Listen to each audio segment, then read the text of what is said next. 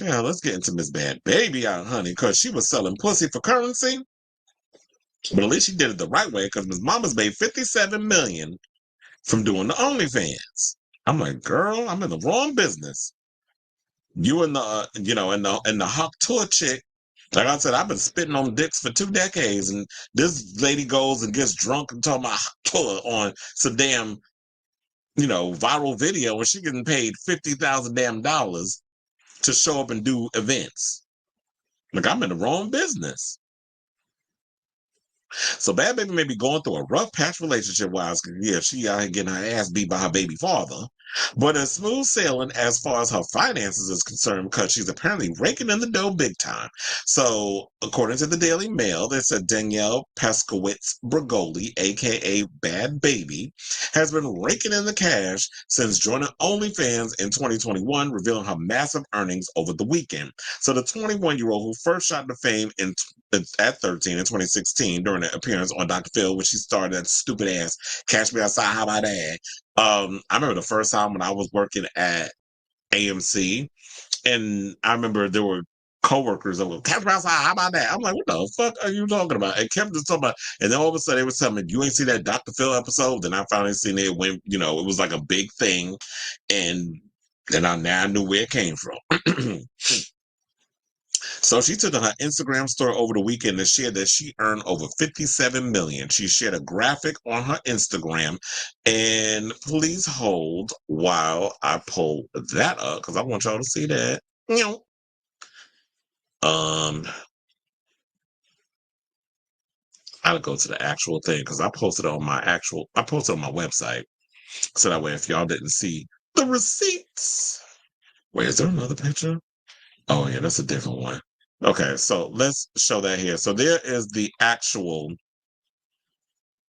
um receipt of the thingy-majiggy. So the graphic basically says, and they said that her earnings were from April 1st, 2021, just 6 days after she turned 18 and joined OF through July 11th, 2024.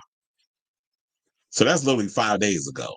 So the graphic also breaks down how she made her money, largely through subscription fees, currently $23.99 a month, and messages from fans, which creators can charge as much as $50 per message. The internet personality and rapper, who welcomed her first child in March, actually made a lot more through messages and subscriptions. So according to the thing, it says she made $24 million from subscriptions, $578,281.22 in tips. She made no money in posts. She made $32 million from messages and no money from referrals or streams, which brought her total to $57,060,758.48. That child, now I tell you, I'm in the wrong business. Now, it says the internet personality was only 13. Okay, we already did the whole thing about that. So it said at one point during the episode, the audience started laughing at her. She fired back with what would become her catchphrase. She reappeared on the show in 2017 without an audience, and her catchphrase helped spawn a brief music career. She was even nominated for an Okay, now y'all lost me with this. She was even nominated for an MTV Movie and TV Award in the trending category based on the catchphrase. She was later sent to the now infamous Turnabout Ranch for troubled teens in Utah. And I think that that place was closed down, and I think it also discredited Dr. Phil, in my opinion, because she was talking about the abuse that she had to endure while she was there. So what else did they say? Okay, so it said that she alleged in a YouTube video that staffers forced her to sit still for 3 days without sleeping, and that they used physical violence on other teens. She also lashed out at the Dr. Phil show for sending teenagers there, though Phil himself claimed, child by. First of all, Phil is full of shit. I never trusted that man as far as I could throw him. He knew what the fuck was going on. That reminds me of that episode of Law and Order SVU, and I think they even did an episode of Law and Order where it was like Swoozy Kurtz was the lawyer that was on stage. I mean, was on the in the courtroom, and they would send these kids, these troubled teens, like even for the most minor of things, she would send them to this troubled ranch or whatever the case was, and the amount of abuse that they endured. I think that episode was done long before um Danielle Bergoli started spilling tea about it. So them people was probably on to something that we didn't know about, the writers. She also was featured on the Max docuseries Teen Torture, where she speaks out about her experiences on the ranch. She shared a trailer for the series with, oh, so it's a new show.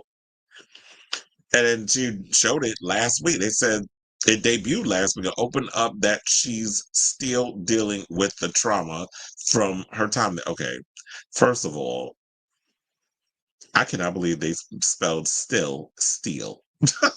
Steal, STIL. So I can speak for myself when I say that I'm still dealing with the effects from my time spent at the camp I was sent to and kept at for 6 months at 13 years old. I know there's also thousands of other people who have suffered abuse mentally and physically at these places that are still suffering. These places are not a solution to fix your kid. Please do not send them there. They will come back with more trauma. If you don't believe me, go watch Teen Torture Inc. now on at Stream on Max. Also, go follow and support organizations like ICAPA Network, ICAPA Network, that's what it says, that are working hard to get help to help get these places shut down. So you know what? The good thing is, even though she's going through her stuff with her baby father and all this other stuff, at least she's doing her part and trying to help bring awareness to, these camps with these abusive, these crazy, places for these troubled teens. And I guess I don't know why kids are, the way they are. Maybe it's because they need a lot of attention. They may have ADHD, or they just might have shitty ass parents who just had them for the sake of attention or whatever, but don't really be out here raising their kids the way they're supposed to be raising them. But shout out to Danielle. I did see that there was one photo she had up there where she was scrunching her boobs together under one of her arms. I'm like, girl, you need more than one arm to cover all that breast you got.